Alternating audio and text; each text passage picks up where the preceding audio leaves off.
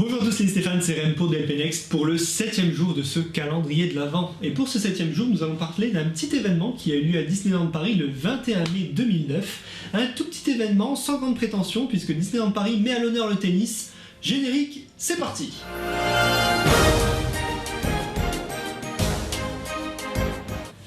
Vous l'avez bien entendu, Disneyland Paris met à l'honneur le tennis en cette journée du 21 mai 2009 puisqu'ils accueillent l'association de Yannick Noah Faites le Mur, une association qui a pour but de faire découvrir le tennis et le sport en général à des enfants défavorisés de banlieue, leur permettant ainsi vraiment de s'épanouir au monde et de se sortir d'un quotidien qui est parfois très compliqué. Pour l'occasion, l'association de Yannick Noah s'associe avec Disneyland Paris pour organiser un grand match de tennis en plein milieu de Disneyland Paris. En effet, au bout de Main Street, juste à côté de Central Plaza, ils ont mis en place un énorme court de tennis avec tout autour des toutes petites barrières et ils ont accueilli du coup de nombreux enfants qui faisaient partie de l'association Faites le Mur, des enfants défavorisés, des jeunes de banlieue qui sont venus pour l'occasion regarder ce match de tennis et pour l'occasion Disneyland Paris leur a même offert des petites oreilles de Mickey avec des balles de tennis à la place des oreilles. Un petit move qui était assez sympa de la part de Disneyland Paris pour marquer le coup. Comme vous pouvez le voir dans ces images, Disneyland avait donc mis en place un court au milieu de Main Street, quelque chose de vraiment imposant et de vraiment pas protégé. Si quelqu'un joue au tennis là-dedans, il risque de tuer énormément de gamins, c'est beaucoup trop dangereux. Les festivités commencent avec l'arrivée de nombreux personnages Disney pour faire un peu attendre tout le monde en attendant l'arrivée des vrais héros de ce jour. Je viens juste après.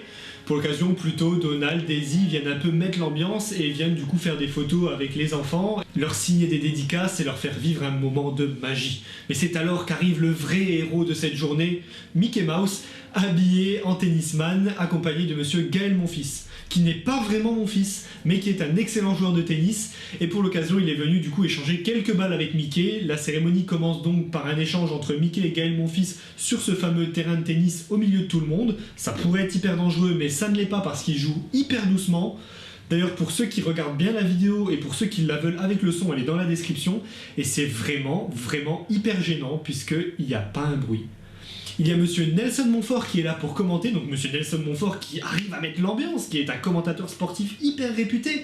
Il est là pour cette occasion et la vidéo est ultra cringe, c'est-à-dire qu'il n'y a pas un bruit, il y a des bruits de Mickey rajoutés derrière et ça donne vraiment une ambiance hyper plate.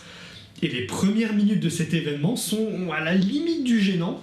Mais c'est alors que Mickey commence à perdre petit à petit face à Gaël Monfils. En même temps, avec 4 doigts à chaque main, difficile de gagner face à un champion de tennis. Il fait donc appel à l'un des enfants du public et c'est l'instant émotion, l'instant où l'enfant et Mickey commencent à jouer contre Gaël Monfils et Gaël Monfils fait appel à une seconde personne, monsieur Stanislas Wawrinka, qui n'est nul autre qu'un énorme tennisman suisse. Et pour cette occasion, du coup, Mickey, accompagné d'un enfant, ont pu disputer un 2 contre 2 contre monsieur Gaël Monfils et Stanislas Wawrinka. Vraiment une superbe image, montrant ainsi que le sport, ça rapproche et ça peut aider à sortir de n'importe quelle situation. Un super message véhiculé par Disneyland Paris et un super petit événement qui valait sa place dans ce calendrier de l'Avent DLP Next.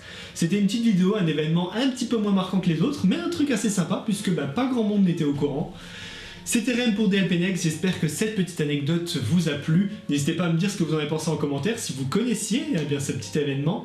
N'hésitez pas à mettre un pouce bleu si la vidéo vous a plu, vous abonner pour ne rien manquer du calendrier de l'Avent de DLP Next. C'était Rem, on se retrouve dès demain, ciao!